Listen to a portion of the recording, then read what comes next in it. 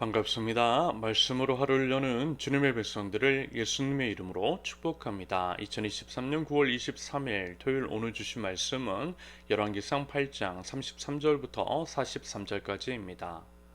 만일 주의 백성 이스라엘이 주께 범죄하여 적국 앞에 패하게 되므로 주께로 돌아와서 주의 이름을 인정하고 이 성전에서 주께 기도하며 간구하거든 주는 하늘에서 들으시고 주의 백성 이스라엘의 죄를 사하시고 그들의 조상들에게 주신 땅으로 돌아오게 하옵소서.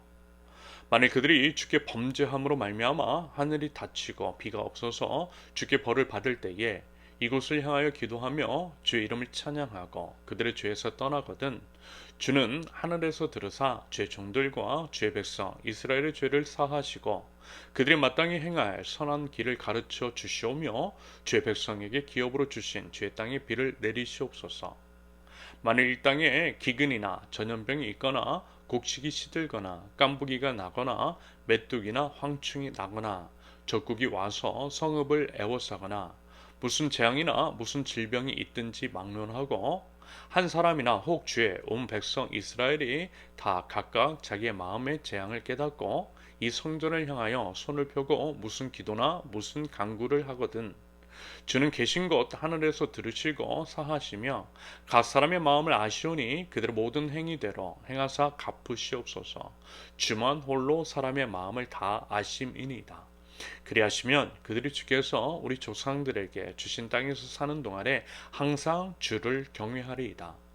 또 주의 백성 이스라엘에 속하지 아니한 자 곧 주의 이름을 위하여 먼 지방에서 온 이방인이라도 그들이 주의 크신 이름과 주의 등한 손과 주의 표신 팔의 소문을 듣고 와서 이 성전을 향하여 기도하거든 주는 계신 곳 하늘에서 들으시고 이방인이 주께 부르짖는 대로 이루사 땅의 만민이 주의 이름을 알고 주의 백성 이스라엘처럼 경외하게 하시오며 또 내가 건축한 이 성전을 주의 이름으로 일컫는 줄을 알게 하옵소서.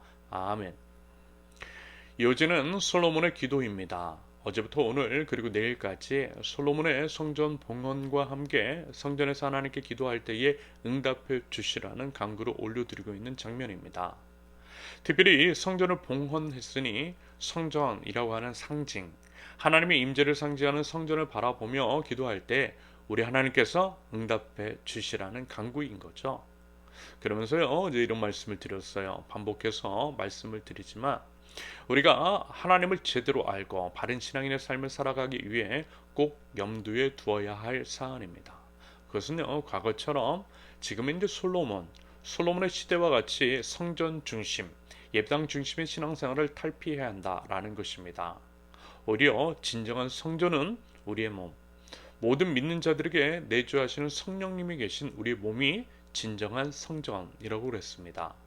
그러므로 오늘 본문 등에서 성전을 향하여 기도할 때 응답해 주시라는 솔로몬의 기도를 문자 그대로 해석하고 그것이 전부 인양 받아들이면 그래서 여전히 지금도 예배당 중심, 건물 중심의 신앙생활을 탈피하지 않는 것은 지양해야 한다라고 하는 말씀입니다. 여러분 그렇다고 해서요 예배당에 나와 기도하지 말라는 것은 아닙니다. 오히려 예배당에 나와 기도할 때 뭐랄까 이제 좀 집중해서 하나님 앞에 나아갈 수 있는 장점과 이점이 분명히 있죠. 하지만 그럼에도 하나님이 온 우주에 충만하신 하나님이시고 우리가 서 있는 모든 곳에서 하나님께 예배해야 함을 인지하고 있다면 여러분 제가 지금 드리는 말씀이 어떤 의미인지를 아실 것이라 생각합니다. 한편 저는 개인적으로요 코로나 팬데믹 그리고 이제 그로 인해 예배당이 봉쇄되고 대면 예배를 드릴 수 없었던 것이 어쩌면 하나의 사인일 수 있겠다라는 생각을 했어요. 예배당 중심, 건물 중심의 신앙을 제발 좀 탈피하라는 하나님의 뜻이 그 안에 담겨 있는 것으로 봤던 것입니다. 그러면서 이제 과하게 교회 건물에 집착을 하고 그것을 소유 및 세습하는 데 혈안이 되어 있으며 여전히 교회 건물이라고 하는 울타리를 벗어나지 못하면서 진짜 교회인 사람을 지키고 살리고 세우지 못하는 것에 대한 하나님의 한탄 같은 것들을 그 당시에 읽어낼 수가 있었습니다. 여러분들도요 이 점에 대해서 각자 한번 생각해 보실 수 있기를 바랍니다. 아무튼 이제 솔로몬은 대표로 간구를 하되 각 상황별로 나누어 간구합니다. 주께 범죄하여 적국 앞에 패했을 때 혹은 주께 범죄하여 비가 내리지 않았거나 자연재해가 있을 때에 그 외에 이방인들, 지금으로 말하면 외국인들이 기도할 때 응답해 주시라는 간구입니다. 먼저 33절부터 36절까지, 즉 적에게 피하거나 비가 내리지 않았을 때에 대한 간구에서 분명 이것에서는 이와 같은 단서가 붙어 있는 것을 봅니다. 주께 범죄하여 혹은 주께 범죄함으로 말미암아. 무슨 얘기죠? 하나님께 범죄하였을 때 말하자면 징계 차원의 벌이 있다라는 것입니다. 지금 말씀에서는 적에게 패하는 것 혹은 비가 내리지 않은 것을 언급하고 있지만 실은 그뿐만은 아닐 것입니다. 그것은 하나의 예일 뿐 하나님께 범죄함으로 말미암아 징계를 받는 다양한 일들이 분명히 있다라는 의미이겠죠.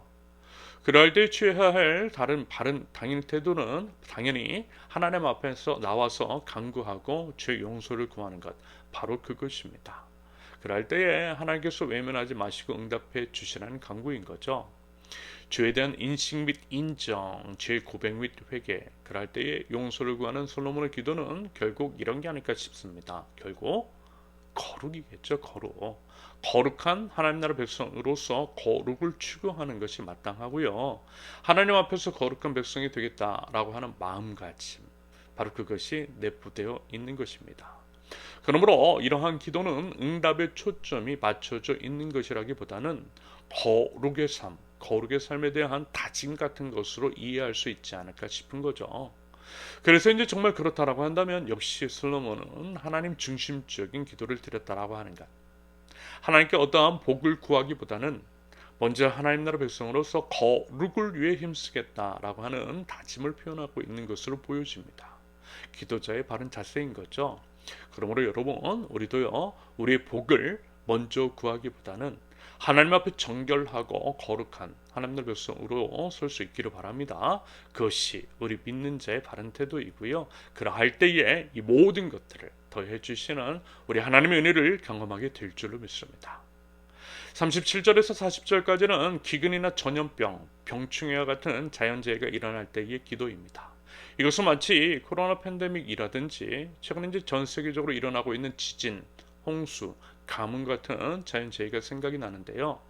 결국 이제 기도자 솔로몬의 기본적인 마음가짐은 이것이라는 의미일 것 같아요.